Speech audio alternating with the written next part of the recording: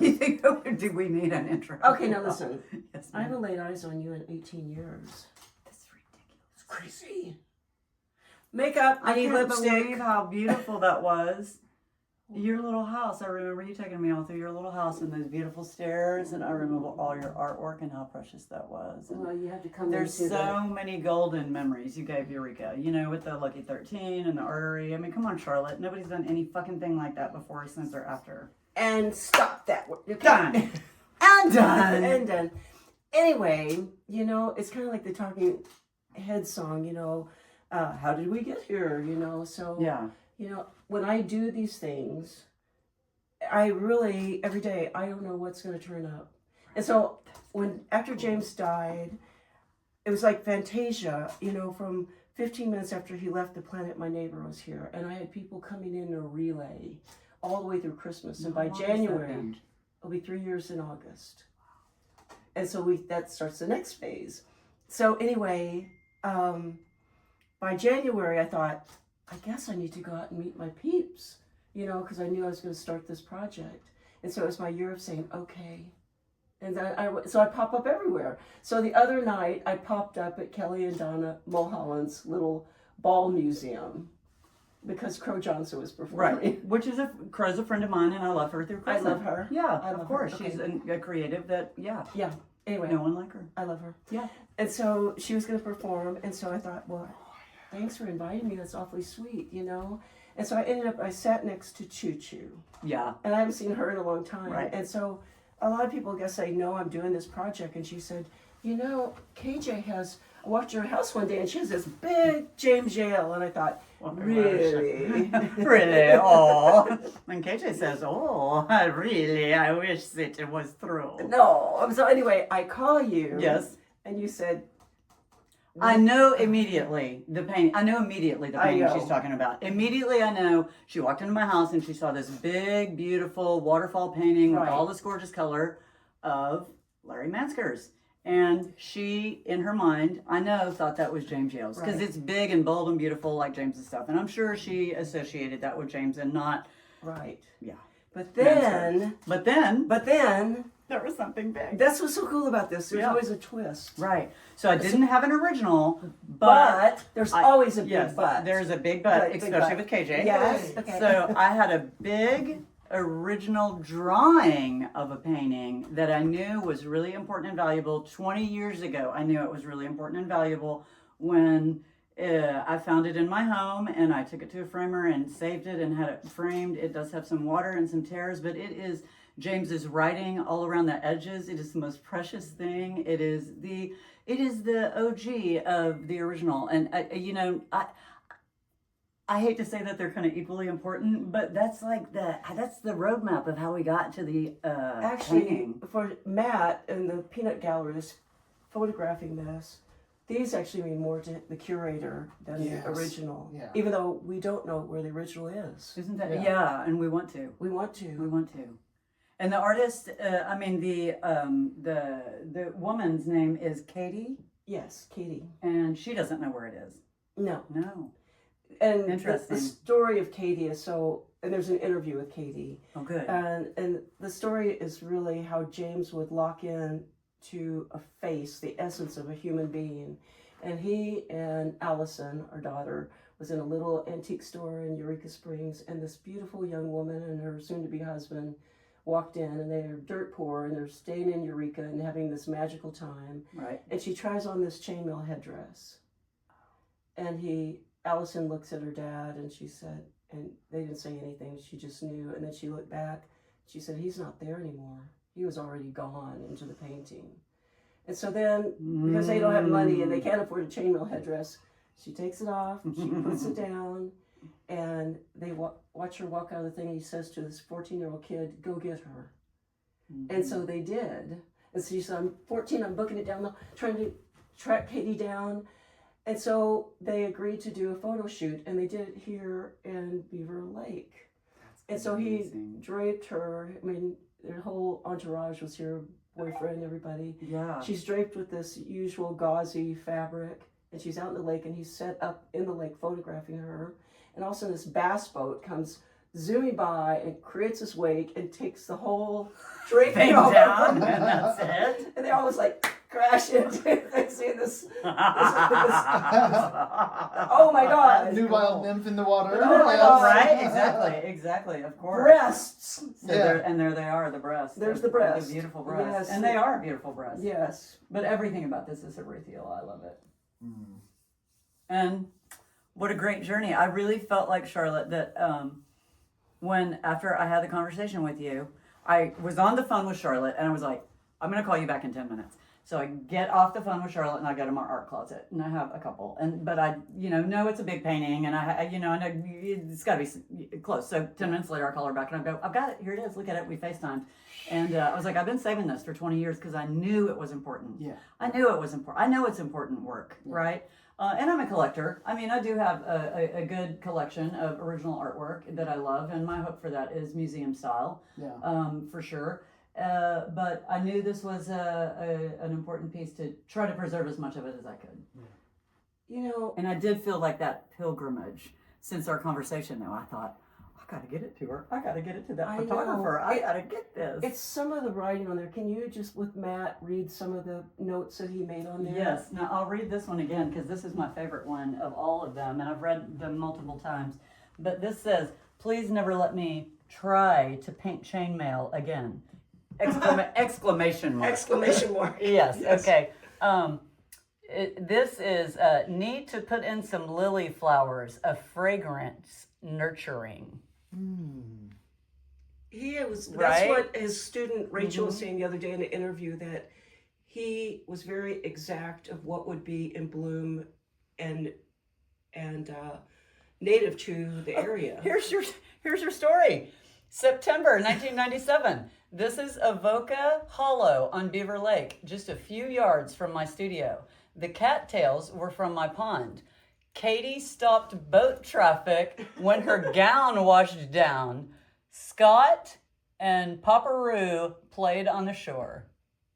I love that. The hands symbolize truth and embrace as they hold life and point to the sky above, just a genteel touch with nature, being at one. It's all right! Exclamation. Are you okay? Question.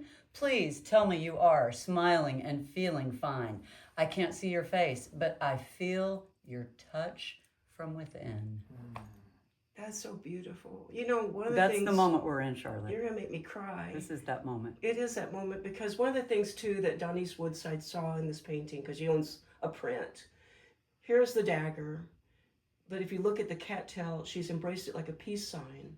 So that goes into the whole magic circle of war and peace. Yeah. Mm-hmm. And hold life and point to the sky above. There you go. There's so much in what he's asking us to do, is that look deeper. Right. Look deeper. Don't just look, see, and Right. create your own fantasies, your own Mythologies. dreams, And own. It's modern mythology. That's what he says. Joan of Arc? Question mark? No. Just my own mythology of dreams and fears, challenges. It's amazing. You guys are like the same mind, Charlotte. I can't believe you're putting it in the most capable hands of Matt Mears.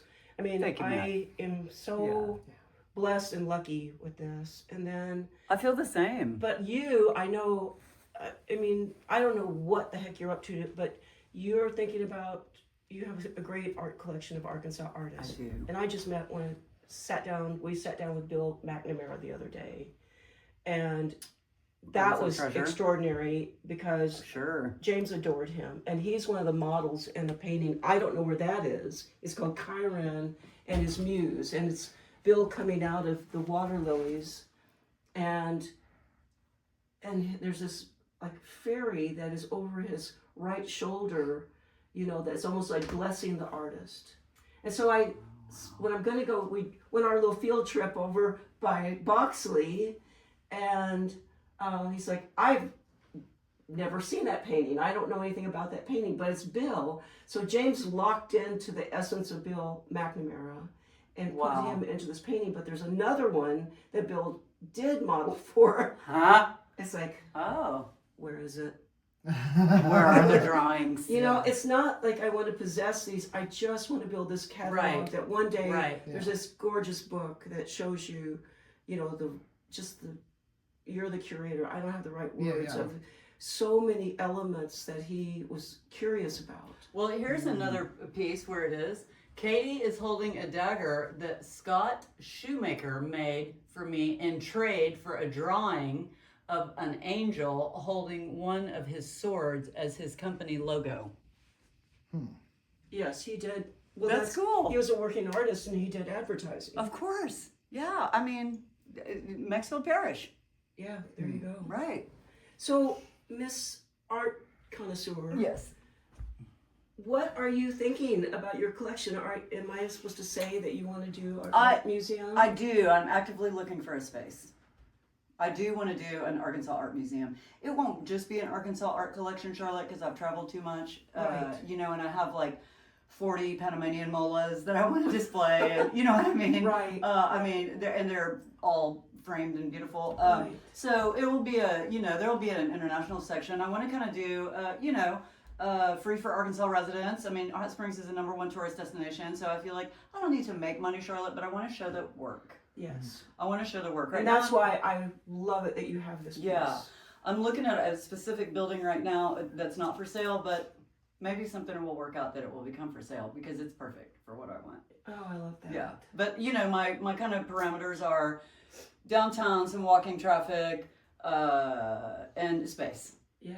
Yeah. I'd like it. I mean, 4,000 square feet would be probably the minimum space. Minimum. Well, I want to come and visit you. Yes, you do. Hot Springs for me was the beginning of my philosophy of the road trip. Oh. And I happened to just land there, and I had taken a really close friend of mine to New York, to Juilliard. And so because he was accepted to Juilliard. And so we were sitting at the Lincoln Center fountain, and I said, Robert, let's throw our plane tickets away and just get a driveway car and head back to Seattle. Yes. And he said, whoa. And I said, listen, I've got a little green tree air freshener and a Lou Reed tape. Are you coming? And so we get on a bus to Virginia, and we look at the Village Voice, and there's this driveway place, and I put on a silk dress so I look presentable, and then he's like, yeah, the best way to get back to Seattle is this way. Like, okay. So we headed to New Orleans. But that is the best way. But we stopped in Hot Very Springs. best way. But everywhere we went, it was magical. I mean, we really had a Lou Reed tape and a little green tree air freshener. People That is giving so hilarious. giving us music, and Yeah. we went to the Arlington The Hotel. Arlington, yeah, Arlington. And we got in there, and they said, "Oh, you can just have this room for nothing." Right, And there's $5. the Rousseau, I mean, the Rousseau seriously. alcove, and so it made me realize my philosophy of the road trip is like, you know. You should see that place now, girl. They have done a $15 million renovation. Oh my to that place. gosh. The alcoves are still there in the park. Yes. They're still there, don't worry. But also the racetrack has had a $100 million renovation. Oh my There's a huge goodness. new spa and dining and a whole hotel that overlooks the horses racing. And Hot Springs is a vibe. You know, it's 35,000 people. It's Saddle still, up, Melanie. We're going to Hot Springs. It's still small. Matt, will you watch the house? I don't get to come. Yeah, oh no, Matt comes. Oh, we'll get Rihanna to do Yeah. it. Yeah, no, Chick-fil-A will be. Yeah, there's photography that needs to be done there. But Hot Springs is it's a fun little town, Charlotte. It's 35,000 people. It's not big. It's a little town. Well, but my with friend- big assets. My friend John Ellsworth, his dad was the mayor. Oh, how fun. Long time Oh, ago. Ellsworth. Of Ellsworth. course. Yeah, of course I know that. I name. used to have Judy Ellsworth's Cougar. It only had 2,000 miles on it. I love that. But anyway, it's like honor the detours in life. Yeah. That's what it taught Right. me. And what you have for a vacation, bring that back to your everyday life where, you're not lost. You're between heaven and Right. earth, and Yeah. it all works out. Yeah. Could be when James Yale is remembered, what do you think it would be? I mean, the first thing that James Yale is going to be remembered for, I think, in the longevity is his artwork, of course. But I think knowing James as a person, the thing that I remember about James that comes to the forefront of my mind when I think of James is his giant genteelness. He was a big old man. He's a big guy, right? But he had this genteelness. Well, for me, I'm only 5 foot. I mean, for me. I'm 5'1". But he had that gentle giant. You know, he really, and he had that softness about him. He had ruggedness, but softness. He was like teeter-totter. You know what I mean? Like both sides of the coin. He had all of it. Yes. But he was that genteel, and that's what I loved about him. You know, that manly man that was gentle. Yes. And he had kind and caring. How did you come upon your radar? Because I mean, through the music. He would come and listen to the music at Center Stage back in the day. Right. Back in the day. And then, you know, of course, I remember us being together also working on Normal to get marijuana laws reformed. Yes. Right? And that was the 90s maybe? Charlotte? Yes. Something. I mean, that was way back in the, can we please have a fucking joint for our medical condition days? You know, it was horrible. Well, you know, he ended up unfortunately being the poster man of medical marijuana because he painted these paintings with MS for 35 years. And so that was the only thing in the world that could steady that hand to keep a roof over his head. Right. And I moved here from Seattle, and I saw the poster Save Our Surrealists that Max Elbow did. And so that's the road trip, Honor the Detours. A poster can change your whole life, and it did. Cool. And so I went up to, there's a thing at the Basin Park Hotel to help him. And I didn't know anybody, and I took Elvis and left, you know, but I thought, he was on my radar. And then I read the newspaper article, which the reporter just contacted me. And when I read it, he said, you know, they're saying, if you plead guilty, we will give you a misdemeanor and $200. He said, tempting, but it's bigger than me because this is for people with epilepsy, like his friend Erwin, who's Bacchus. This is for cancer. This is for glaucoma. This is for women. And he said, they tell me I may not win, but, you know, they might take my house, but they won't take my soul. That's right. And so Mr. Yale was on my radar, you know. Yeah. You know, and I didn't even meet him for 4 years. Isn't that interesting? Yeah. I love your story. I love it. I love you. Love being a little part of it, Charlotte. Thank you.